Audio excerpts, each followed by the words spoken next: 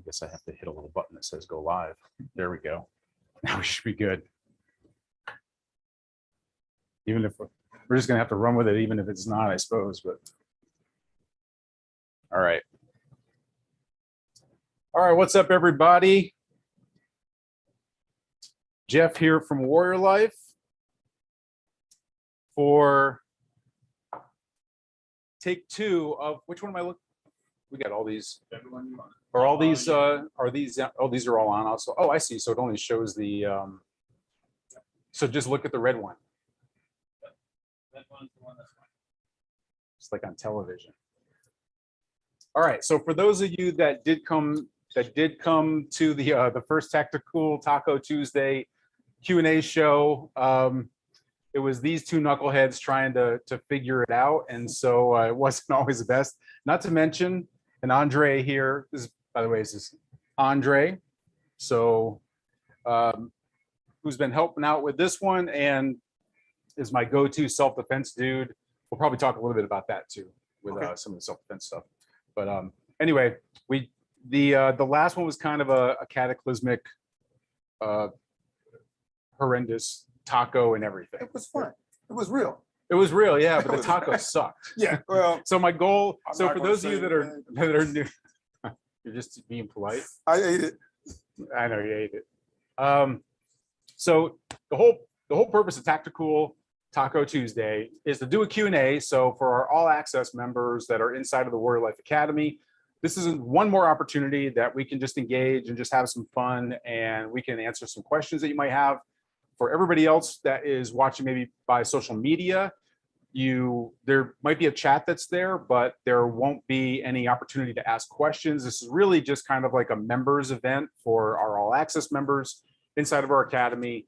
And it is, but we're letting you guys kind of watch along because they ask some really good questions in there. So you will get answers to those kinds of things. Any of the chat that's happening, if we've got that enabled, feel free to throw stuff in there. It's always good to get questions because then it tells us what we could do for videos, for upcoming YouTube videos, things you might want to see more on Facebook and things like that. But we are going to start engaging more with our audience and especially with our all access members. So if you are an all access member and you're watching inside of the dashboard right now, you'll see that there is a link there that you can join us live through Zoom, or you can go ahead and use the form that's on that page, and that will go ahead and pull up questions as well that you can use. In fact, I'm going to try and bring those up on my screen over here. We did get a bunch in ahead of time, and we're kind of combining those with the ones that we had last time. So we will do a Q&A while we're cooking some weird ass tacos. So basically, I just come up with some weird ideas for tacos because I love tacos, and this one is a remake of the one from the first time because it was the first one. I just had a dream for this taco forever. And we called it the King's Belly taco. And it is a spicy peanut butter, pork belly and plantain taco. And for those people that are Elvis fans, know that he was a big fan of peanut butter and bananas, but bananas don't cook up all that well. Plantains do. So we're going to go through that, but I'm just going to basically cook some tacos, field some questions, and we'll have some fun with it. All right. So again, if you have questions, if you want to join us live, if you have a question, you can just go ahead and if you're on the Zoom, then you can, under where it says, it's one of the little icons there, like you can raise your hand. It'll ask if you want to raise your hand. There's a little hand raising thing there. So you can click on that, and that should show up on our screen here. And then unfortunately, we don't have it set up where you'll be seen over the live stream, but we will be able to field your question. So we'll have it over the speakers, all right? And Andre is going to be the man to be able to grab the questions from our submission form, and we can do that too, all right? So while we are getting started here, by the way, everything we're trying to do here is also really healthy. So we're trying to really, get across people that, your health really is part of being a warrior, and making sure that you can do whatever you can do. Now, some people have different limitations when it comes to diet, things like that. Totally get that. But there are some, for us, the real secret is to find the things that sabotage your diet, that make you unhealthy, and then find healthy substitutions for those things. So I typically eat a paleo-ish type diet. So no grains, things like that. But it's more moderation than anything. But your nutrition is a huge part of you being able to be a warrior. We talked about this before about like if you're out of shape, then are you going to be able to defend yourself as easy? Are you going to be able to sustain yourself in a survival scenario as easily? You know, your health makes a big difference when it comes to your survivability, no matter what it is, whether it's an attack or whether it is some sort of a survival based crisis. And so you should be doing the things that you can do to be able to be healthy. Everybody knows that they should be doing it, but it's hard. Like I love food. So are there ways that you can make unhealthy choices healthy, but still get pretty much the same taste and everything else out of it? So for us, that's a big thing. My schmoops, Melissa, is going to be working with our nonprofit that we work with, that Operation Save Our Soldiers works with, for our warrior retreat. She is a certified holistic nutritionist and has a lot of knowledge in this area. So we're going to be bringing this actually to the veterans that we have coming through the warrior retreats. We call it brain-based eating. And in our warrior retreats, we help veterans with PTSD, combat-related PTSD, by erasing those symptoms like that. It can literally happen like on the drop of a dime in less than in a 1 hour session. So if you go to operationssaveoursoldiers.org, you'll see that our nonprofit is there and you will be able to donate, please. Veterans don't pay anything to come out to the retreat. I take care of the personal expenses. So all of your money goes to sponsoring a veteran to fly out to the retreat. We put them up. It's there for everything. And they go back a totally different person. They go back whole again to their families. So head on over to operationssaveoursoldiers.org and you can check out more information there, and you can also donate. Every little bit counts, even $5. It all matters. All right. All right. So today for the King's Belly taco, it is going to be, so we do have, what was really bad last time was the pork belly had no flavor to it. No. So this time, what I did was I pre-cooked the pork belly in an Instant Pot.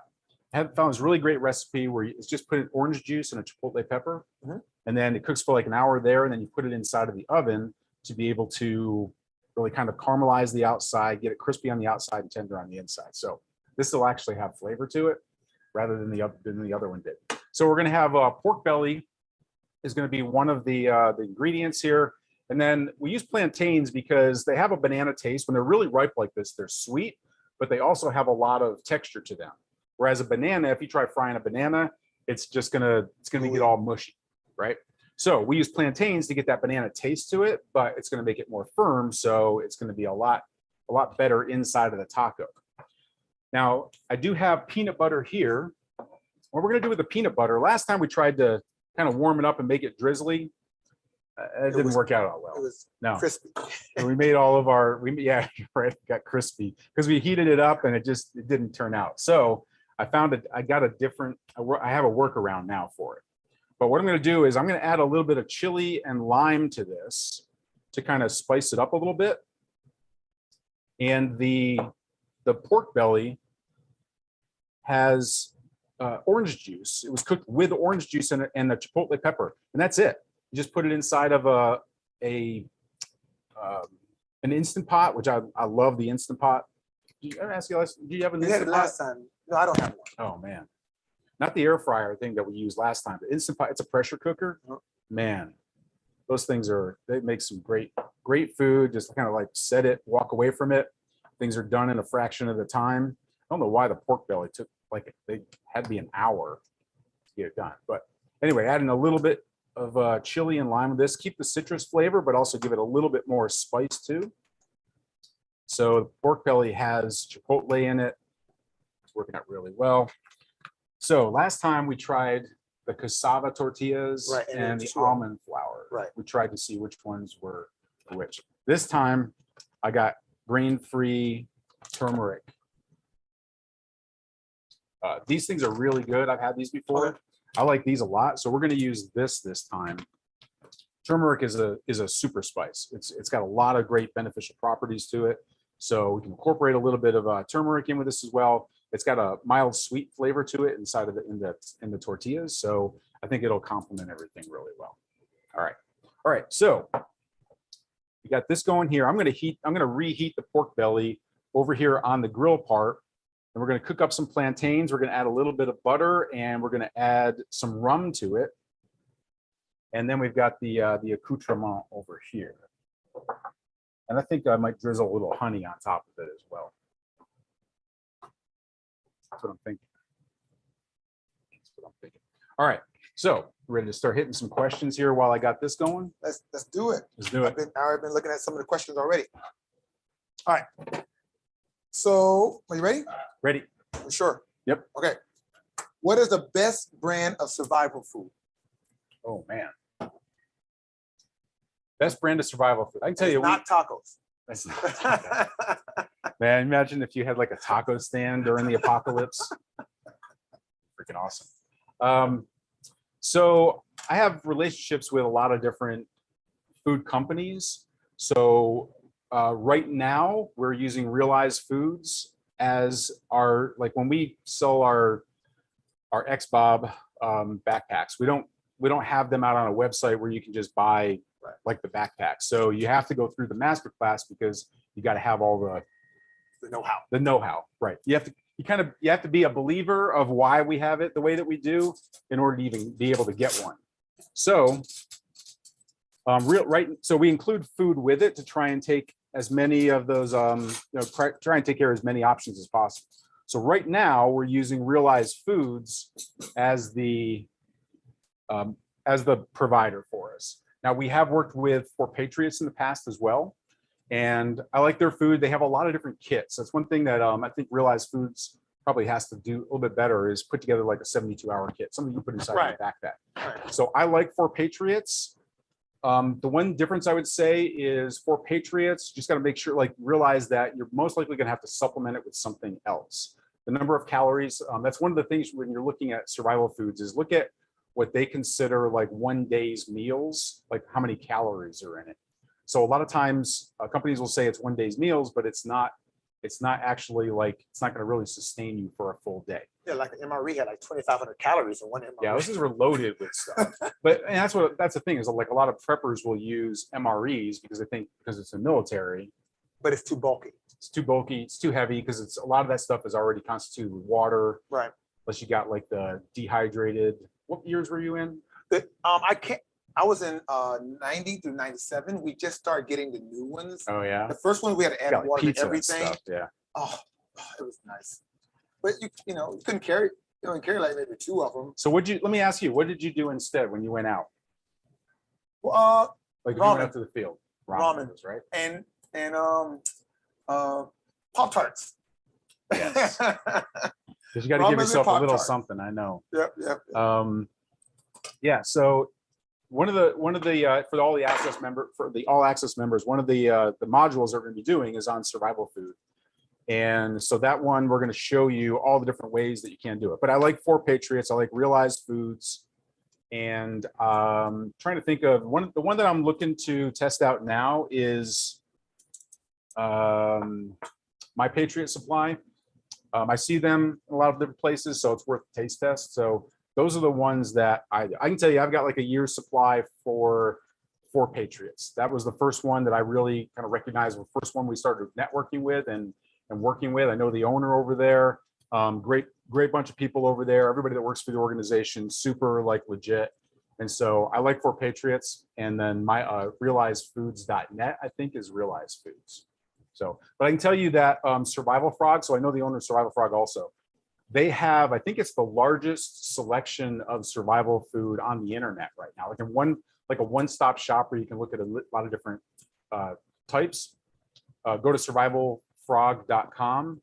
And if you are in the Loot Locker, which is a free side of our membership site, so if you go to warriorlife.com/loot, you can sign up, you get a free membership to the Loot Locker. And inside of there is a discount coupon for Survival Frog, so you can get some money off of that as well. So anyway, that's what I would suggest doing. I got my dog like right at my feet. So Bandit is right, it's just like right here. All right. So yeah, that's food. Okay, what else we got? Okay. How should I prepare for my survival of a collapse on a shoestring budget? So prepping right now. So if you are these are all coming typically from all access members. So what I would say is the very first, because I know this is a huge concern that a lot of people have, the very first Warrior workshop that we did was on prepping on a budget. It was like prepping for pennies. So I would say if you're an all access member, go ahead and make sure that you check out that one, because we did a full deep dive on different, like how to really cheap out your preps and everything. For everybody else, the first step I always tell people, start with what you have, because a lot of people get shiny object syndrome, and you start seeing all these free plus shipping gadgets and all this other stuff out there, and it's going to be a lot of, like, you're going to be putting your money into other stuff that maybe isn't necessarily what you need, and you always start with your needs first. So you start with your needs. So we all need, just going back to school, we need shelter, food, and water. So water is the most important of those, arguably. So what you want to do is make sure you have your water taken care of. And it's another reason why with our XBOB, we always include an inline water filter. So you want to make sure you're not buying water, like stored water, you're actually buying a way to manufacture your own drinkable water. So for us, that's we have like with the XBOB, comes with a 3-liter water bladder that goes inside of it, and it has a hose that comes down the strap that you can drink out of. It's got a bite valve on the end, but we have an inline filter that you put inside of, like, where that hose is. You separate it, put them together, and that way you can just come up to anywhere, put up that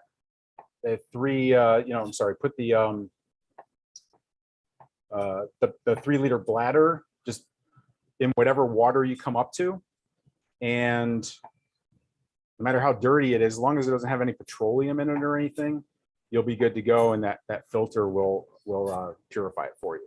So start with that. Then for food, again, start with what you've got, but make sure that it's portable. Like, canned goods are not gonna go into a bug out bag all that well. So you want to make sure that you are actually, it's on here, grabbing something that is portable. So I do like ramen. It's super cheap. I know there's a bunch of people on, like, the interwebs and YouTube and everything, or in forums, and they say, oh, but that stuff is so bad for you. It's a stupid, like, it's not an actual survival food. Well, tell that to, like, 1.5 million GIs and college students. I think that's one of the less things you should be worried about at the time of you got to bug out. Right? Yeah. I mean, you need food, but it's light. There are, I'm not saying it's health food. It's not health food for sure, right?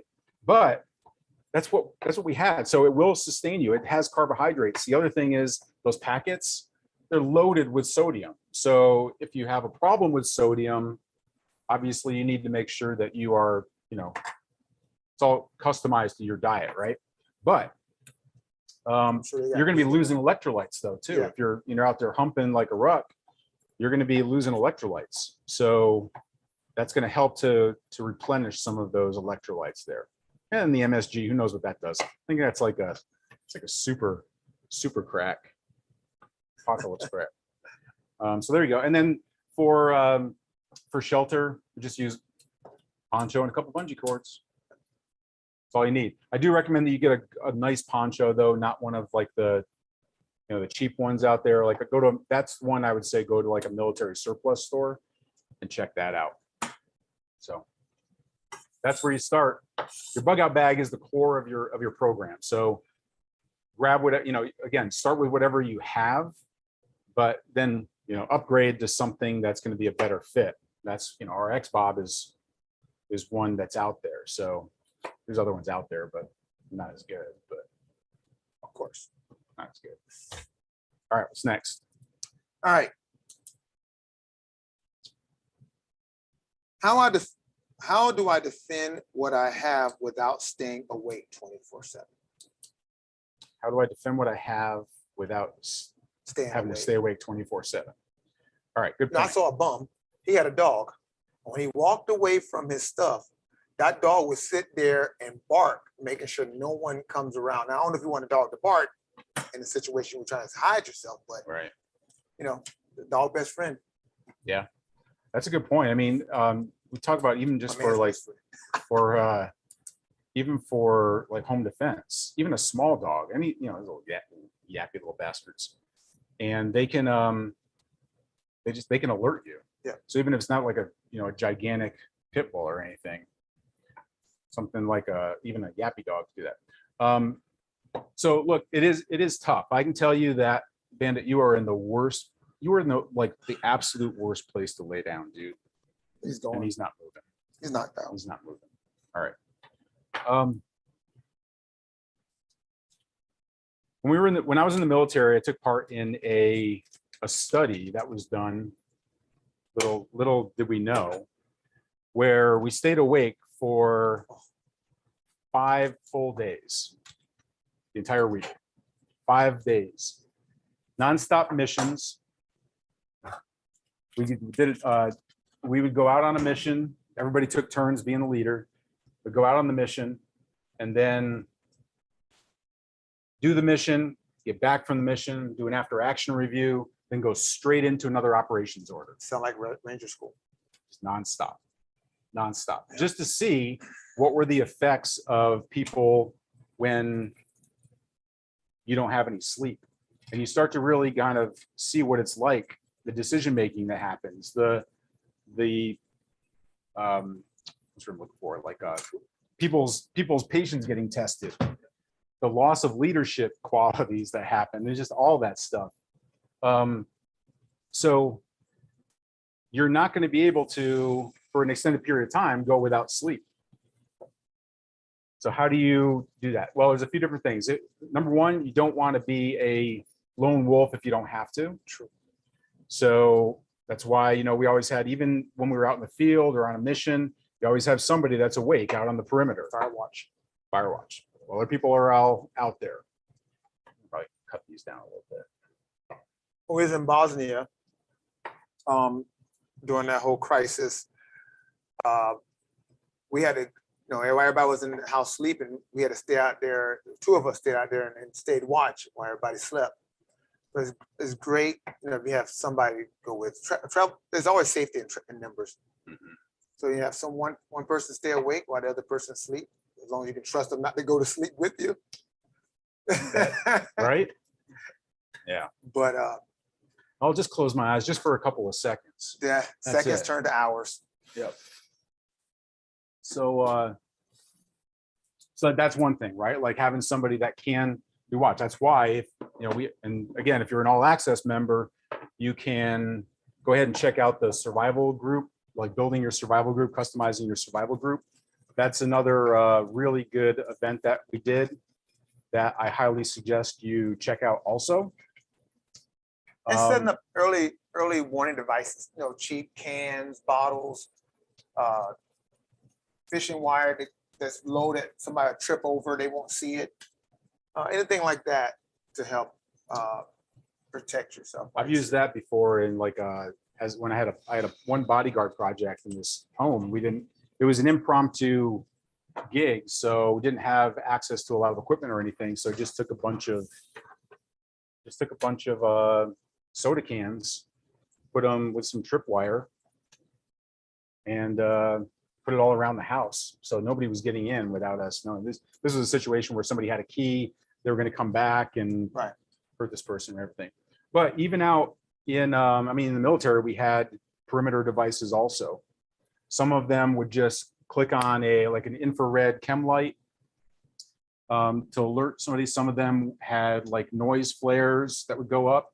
So I actually do like, here's my well, we just bought a solar what do you call them, fog lights, and it's a solar one. It's spotlights. Yeah, like but floodlights. Floodlights, but it's by solar, so it's not that heavy. You can bring with you anywhere. It charges it at daytime, and at night it'll pop on when detect movement.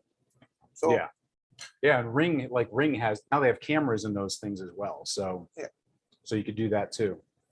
I actually, one product that we just have just started using now is it's a pull alarm. It's a personal alarm that you pull down, and it has a strobe light on it. And I got this because first of all, it's one of the best self-protection weapons that you have, because bad guys don't want to be caught. And so you just pull on this thing and it's a high decibel alarm. It's got a strobe light on it and it still stays intact. And so that way people don't just hear an alarm, but they also see where it's coming from because the strobe is going off. So a bad guy doesn't want to get caught. So he hightails it. And if you're injured, you can use it for that also. So that's another thing. Like if you get hurt and 911 is looking for you, but you're passed out, how are you going to be able to signal them down? So if you're alone, so go ahead and take it, go ahead and yank on it. Siren and the strobe light lets people know where it is. But it can also be used for a perimeter device. It's the other thing that we have it now. So you can basically just connect a tripwire to it. You have a few of these around the perimeter. And then if somebody does hit the tripwire, when it goes off, you'll instantly know where they're at. And the light will be there to be able to shine up the area as well. So they might not know where you're at if you're in like a remote location, but you'll be able to see where they're coming, like the location where they're at. The alarm will go off. It lets them know that you know where they are, but you can take whatever you need to do from that point on. But that's one thing I would say also. If you're in a shelter in place type scenario, we did do another warrior workshop. I'd say go check out on home defense perimeter. I mean, home defense, it's really designed for looking at your home like a battlefield. So there's all different, like deter, detect, deny, defend, those sorts of things are built into each one of those, like the different phases, different areas of your property.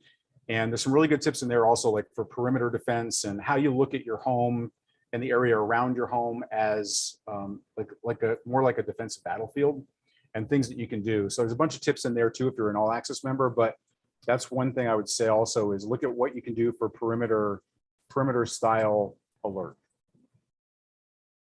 I like your idea about the dog too. The bandit isn't gonna, you don't want a dog like this.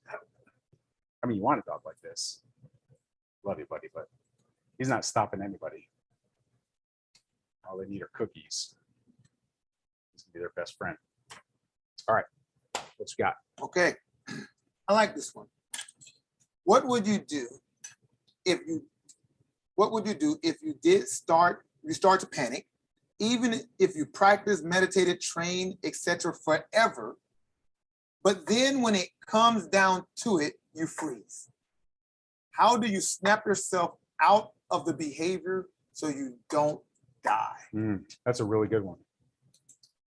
This is good because I have frozen before. I started to write this. In fact, I'm writing an email about it right now. And some of you that have been listening to our podcast will maybe heard this before, but I did have a situation where I was walking with my son back from, so he was about 3 years old and I was walking back from the park, and this was up in Illinois, but it's a nice area. We were in a more upscale type neighborhood.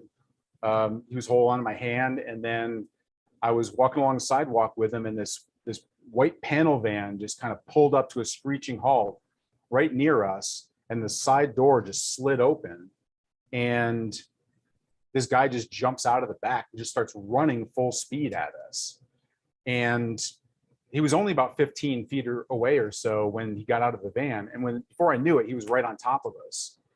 And his hand was coming back from his back pocket, and it was starting to come toward me. And it could have been a knife, it could have been a taser, it could have been a gun, like it could have been anything. And I didn't do a single thing. I just froze right there. Now this is after the military. So I've been in combat. I've done executive protection work. I've been in the security industry. I've been a combatives instructor. I just froze. So that's what really showed me, we say that you won't rise to the level of your expectations, you'll fall to the level of your training. But I had the training, like I had all the training. In fact, I was a trainer. So, and I still froze. So it's not about the training. It's about how you train. And really all the things that we talk about when it comes to whether it's firearms training, like you can go to the range all the time, but if you are just shooting at paper targets they're not moving, they're just two-dimensional paper targets out there, and they're a silhouette, they don't even look like a real person. Like all of those things matter when it comes to you actually having to recreate those the triggers that you're going to need to be able to take fast, decisive action so that you don't freeze. Because I had all the training, I still froze. It's because my training was not based upon that type of a scenario. It was typically like a one-on-one. We're doing self-defense training, things like that, or against a stationary target because, you know, firearms. Not a van driving up. Not a van driving up, but it shouldn't matter, right? Like you're not going to be able to choose that. The criminal, they have the advantage of that. They're going to be the one to choose that. So it's in how you train. That's why we developed the REMF model, the realistic, efficient, multi-sensory, and then fun, because it's adding as many different neural pathways or as many senses, creating novelty in the brain. What that does is it cements it in your subconscious brain, because the conscious training that you do is not going to be there when you're in a fight or flight mode. That adrenaline that's going to hit your system is going to short circuit those, you know, your conscious mind, and you're working on your instincts and your subconscious mind now. So you've got to put that training into the part of your brain that is long-term memory, and it is going to be a it's going to be instinctual, right? So when something happens, you don't have to think about it. You don't have to try to remember your training. The way to do that is using, you know, our S3 Warrior machine that we have that builds in to our training those different functions. So one of the things is like we did a self-defense one called the switch. It's exactly about this. Like, how do you flip that switch as quickly as possible so that you can fight back as early as possible? And so one of the things we do is we have this soundtrack. So even if you're a free Loot Locker member over in the Academy, you can go and you can download that audio, which is somebody that's trying to pick a fight with you. And there's people in the background that are trying to get you guys to fight. That's reality. But it also uses these different senses. So it's using your audio as well as your visualization. And then you incorporate that into your training, and that makes it as realistic as possible and puts it into the long-term memory banks that makes it more instinct when you're out there. All right. So so that's what I say is like it all matters with how you actually do your training. All right. So next. All right, let's see if you still have it on you. What knife do you carry? What knife do you recommend for daily utilities and self-defense? All right. So I only have two knives. I have lots of knives, but two that I actually carry. So one is right here. This is one of our new knives also. It's got a Kydex sheath, goes horizontal. You can move the sheath around right here, but it's just this little knife right here. So works for utility. Just grab. I mean, I use this every day, whether it's opening boxes, cutting 550 cord, whatever it is. Has a little screwdriver tip on the end there, but this can actually be used for striking as well. So this is my self-defense knife and my utility knife. So it doesn't look like the Black Widow assassin type knife, but it's durable. I can actually throw this knife, so it's you know, using our no spin knife throwing, I'm able to throw this as well. So that's what I use for everyday utility and self-defense. For the only other knife that I have is my machete, the Guardian machete, because that can do everything that like a field knife can do, but so much more. So those are the only two that I actually even carry anymore. I'm in a state now where I can carry a fixed blade. If you're in a state where you can't carry a fixed blade, I recommend getting a really good combat folder. We're designing one now, but it's going to be forever before we actually get it out there. But any of the good brands, like I like SOG, Benchmade has some great knives. There's some other good ones out there. All right, next. Do we have any? So Chris, there's some people that are putting questions on there. So you can read those too, because these are people that are live. That was a statement there. Yeah. My bug out bag. It says something there. Oh, Chris is going to highlight it for you.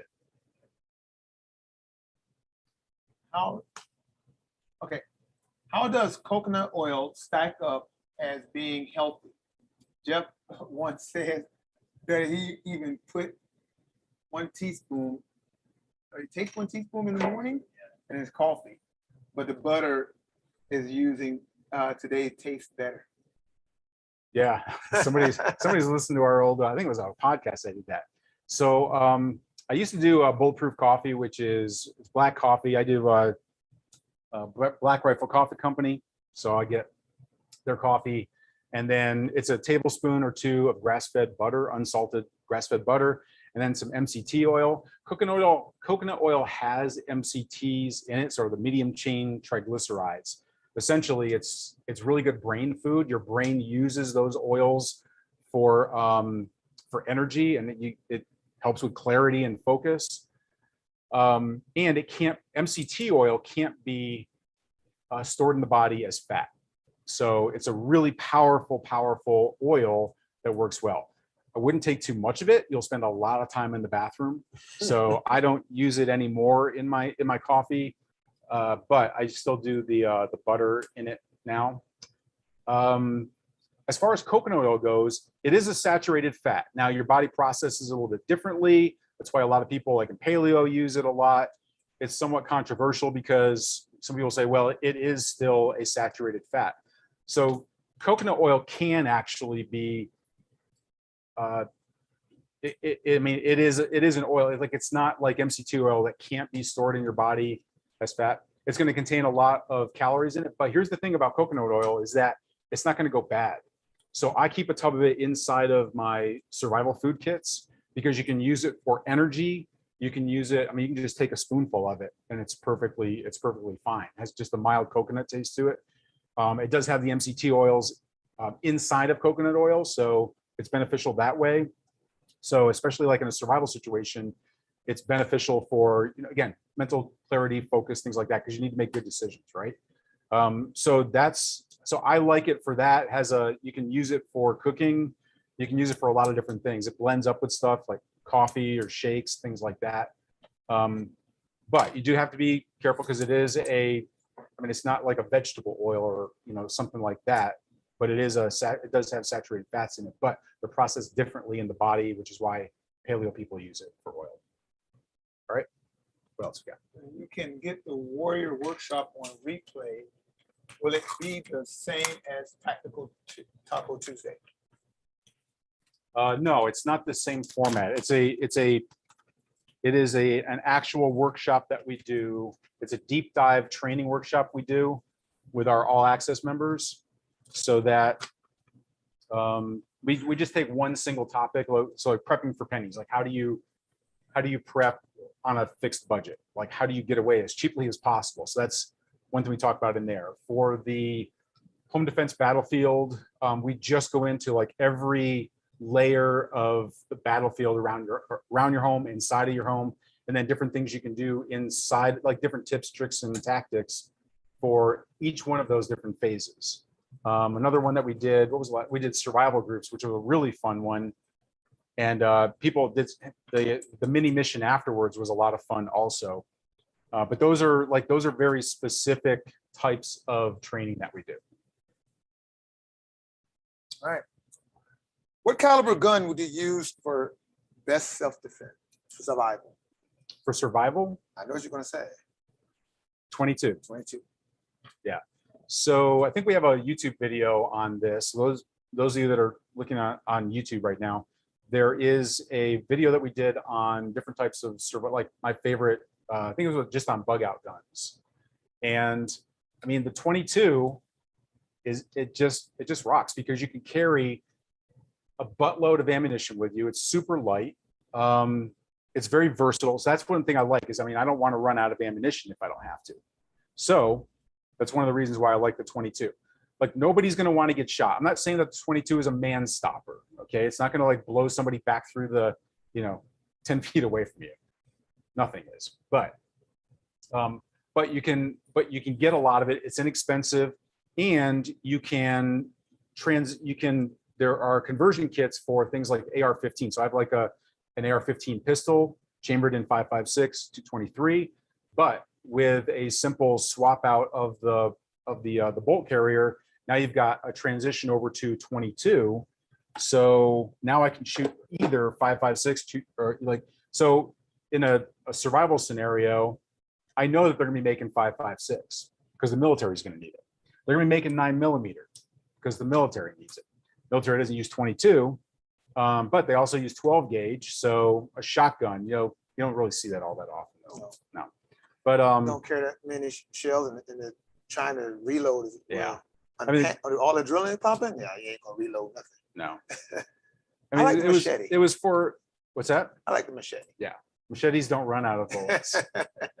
But yeah, so I mean, what I carry is a Ruger LCR 22 revolver. I'll have that as like a concealed carry pistol.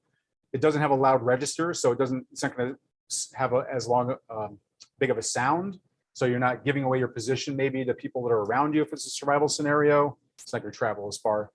In a survival scenario, nobody's going to want, like, again, it's not a man stopper, but nobody wants to get shot in a survival scenario when there's no medical attention. Like even just getting nicked with something can be deadly.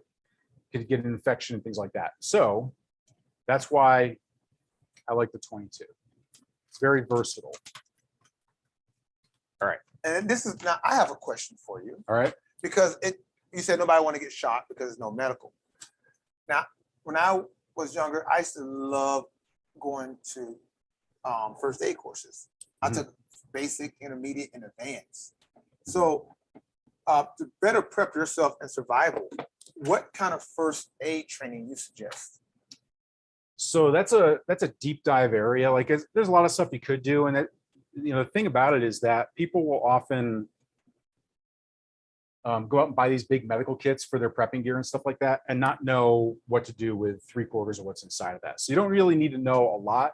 But in the military, we had, like I was a combat medic not a combat medic. What was the, it was combat medic. Yeah, combat medic. Corps. Yeah. 91 problem.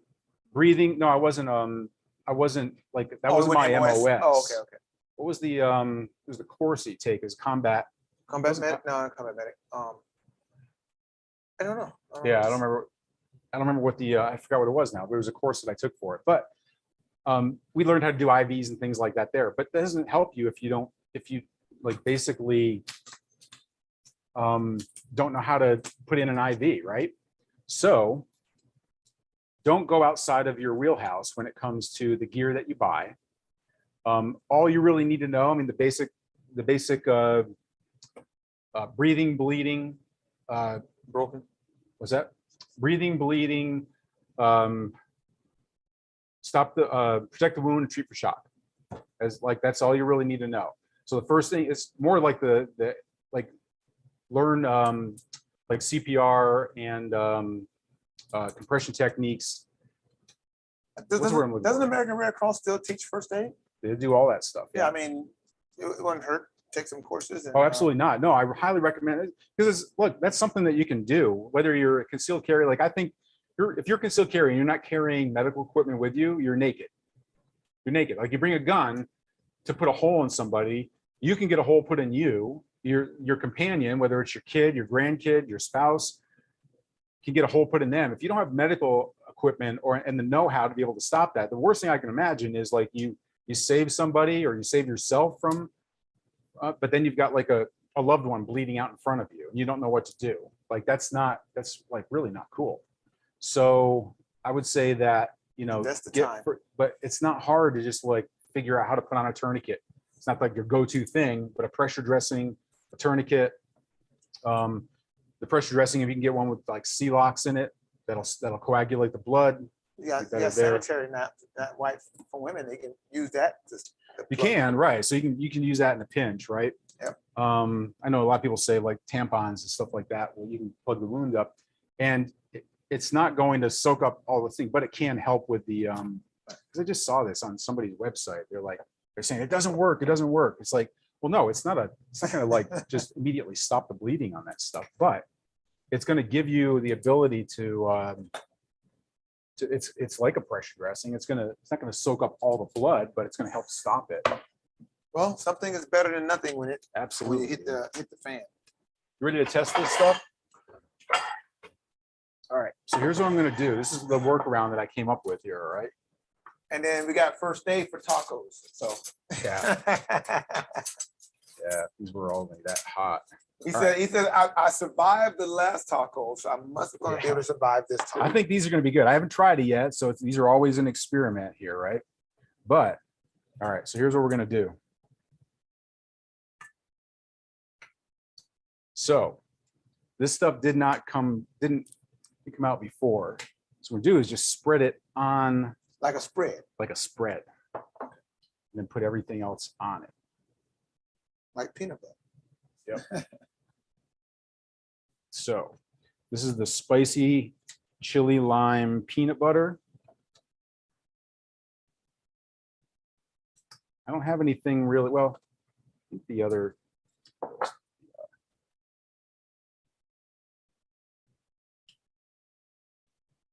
These tacos are green. I think they use cassava flour in these. All right, but I'm just going to go ahead and spread that on. Now,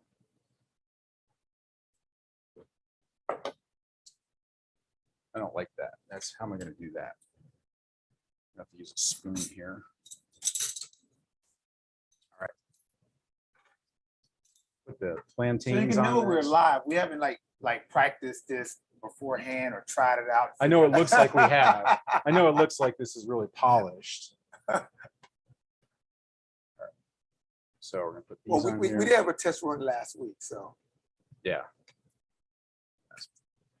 All right. Let's put these on like this. All right. Now, this looks a lot better than the last time. Looks juicier than the first ones. that Yeah, we it was had. kind of dry, Yeah, it was dry. Dry and tasteless. but I ate it. You did. I was a soldier. You were, man. You soldiered up. That's right. All right. So now, I don't know what you like on yours. So I I bought, would the- say I I don't like bought no- these fancy things for. I always say I don't like nothing messing with my meat. Really? Yeah. Okay. Yeah. Here, I'm going to give you this one. Yeah. I'll go ahead and I'm going to put just a little bit of red onion. And I figured that the cilantro would go well on here also. So there's in the self-defense department, there's two good questions there. All right. And I'm going to drizzle a little bit of Honey, honey on that. Just a little bit. Do you want some honey? I'll try. All right. I gotta be a good sport out here, right? All right. I'm not the guy you sit on that show to go anywhere in the world and eat anything. That's not me. No? When I was in Are the you, Philip- you're when I went to the picky? Philippines, I found one thing I liked and I ate it the whole time I was there. Yeah, that's me. I go to the restaurant. I pretty much get the same thing each time. All right. All right. Moment of truth here. It does look good though. All right.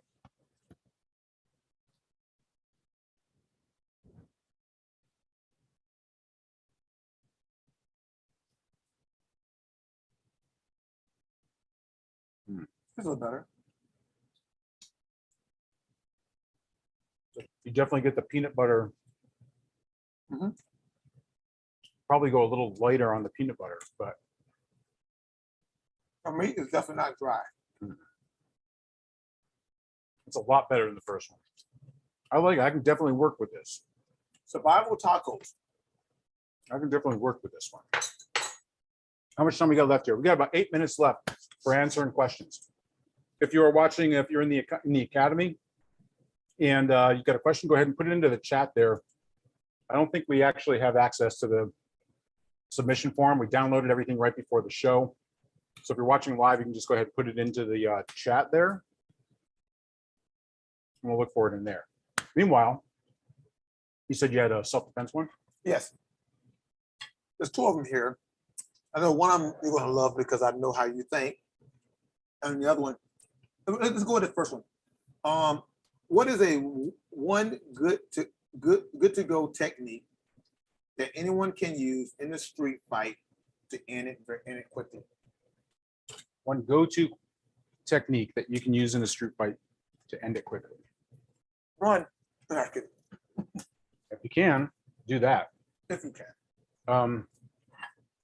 So my all-time favorite move is Come back. Battles. Comes from World War II, from from World War II combatants. And all it is two-handed chin jab underneath, coming up the center line, and just going right up underneath somebody's head, and just take their head off their shoulders. Where the head goes, the body will follow. So even if you are a smaller person, you're up against somebody who is twice your size, you have more leverage coming up like that pushing motion. You get right underneath the chin. Now that can knock somebody out because that movement right there, the compression on the back of the spine can hit that nerve, and you can knock somebody out that way. But you just want to, like, with everything you've got, just use your whole body to come up underneath there. It's really hard to defend against something up the center line. It's even hard for their brains to detect it.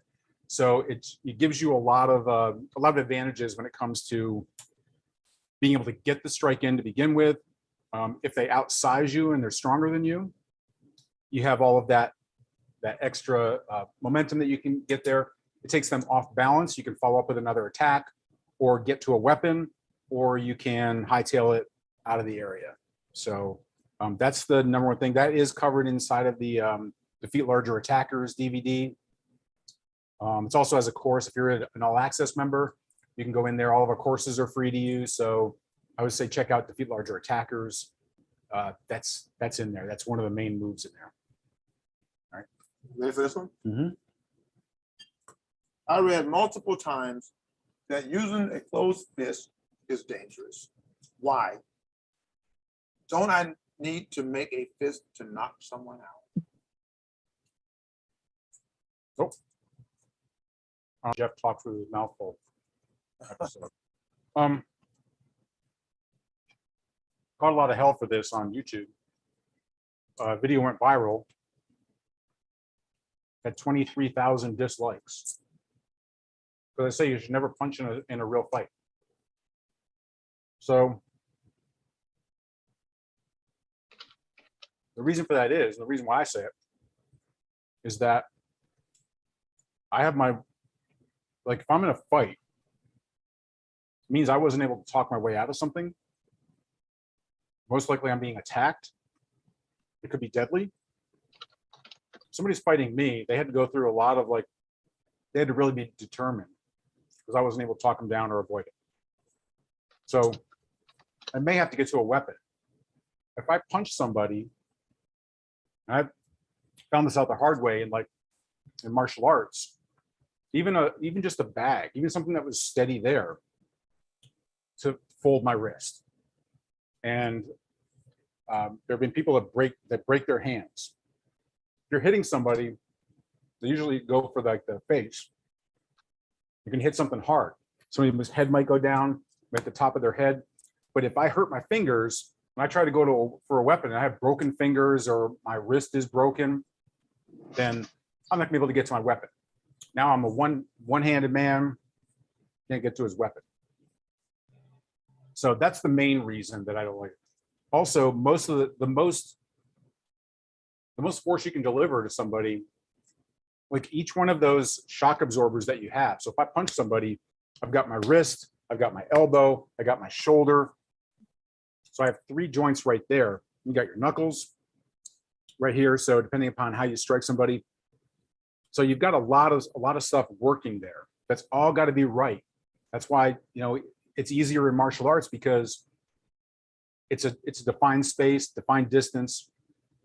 And typically you're using padding if you are fighting somebody. So you don't really recognize that you're hitting someone with your hands and damaging yourself.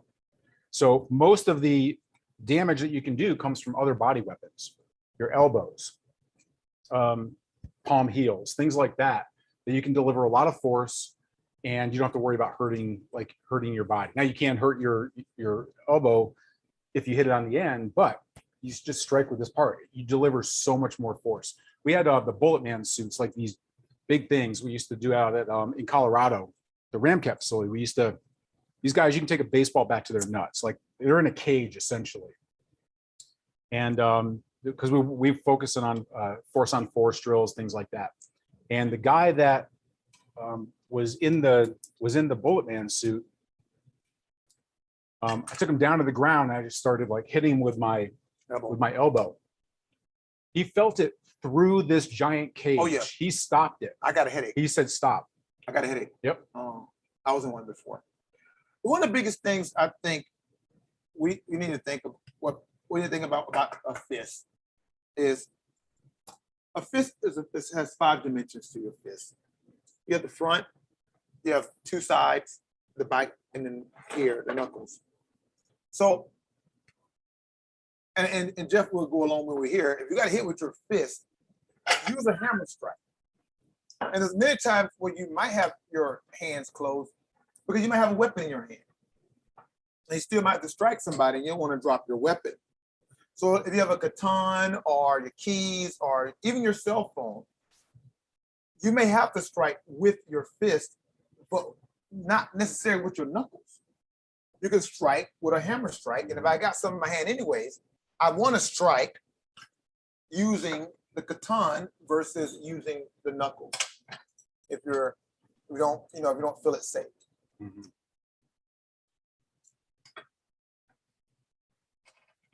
Yep, what he said. And then if you want to punch somebody with your knuckles, soft body tissue, suplex. There's many places you can punch somebody. Just, there's some places you don't want to punch somebody too. Yeah. They all say soft on soft, hard on soft, soft on hard. Right.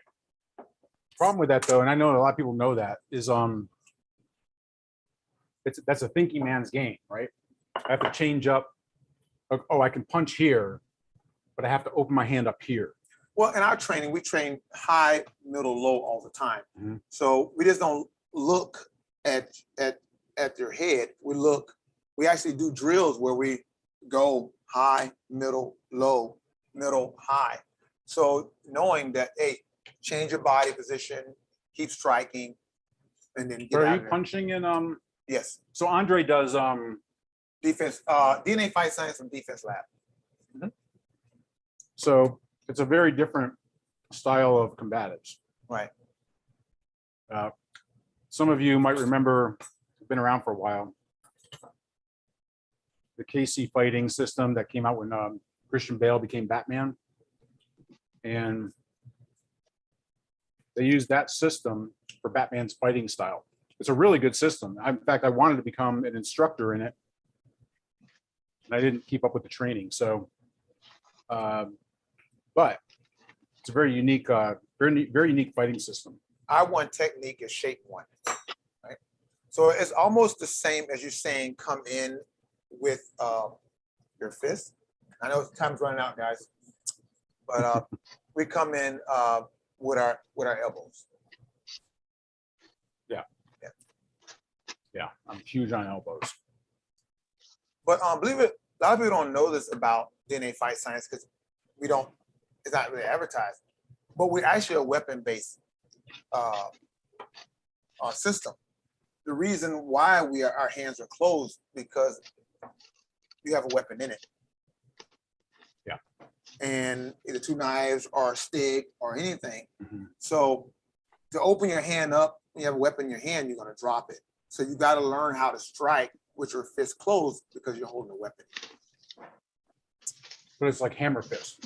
Hammer If you have fist. a hammer fist and you have a knife sticking out. We do strike with fists too. I mean, believe it or not, England came up with, they got bare knuckle fighting club all over the place. Mhm. So obviously, and we're talking about the human nature and what somebody gonna, their basic instinct, what they're gonna do.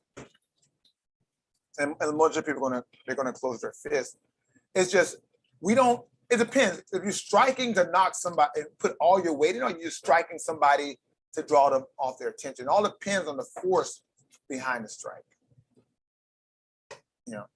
If you're like trying to, are you just trying to, hit and back off and to strike and could keep moving?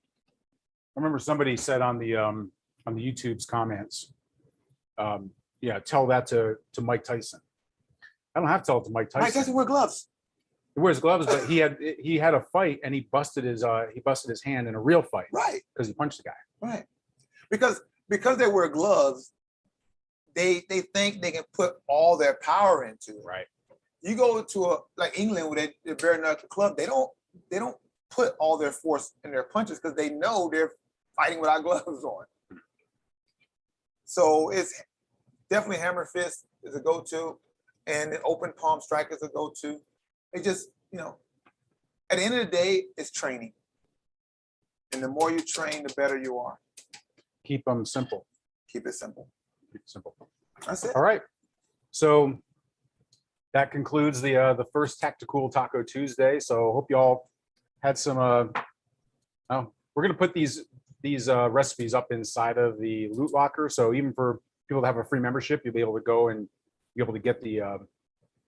If it looks good. I mean, you might not be able to get Jeff to come over there and cook it for you, Well, but that'll be one of the prizes for the mini missions one time. But yeah, no. So we will put the recipes up there. You can get those for free. You can just go to warriorlife.com/loot, sign up for a loot locker membership there, and yeah. So we'll be doing this the second Tuesday of every month. That's the plan right now. We'll have a new taco recipe that I'll invent each time, and we'll see how it goes. And the guinea pig over here make it out every time they can. and challenging my phobia. All right, everybody. I really appreciate all your support. So thanks so much for joining us. And till our next broadcast, prepare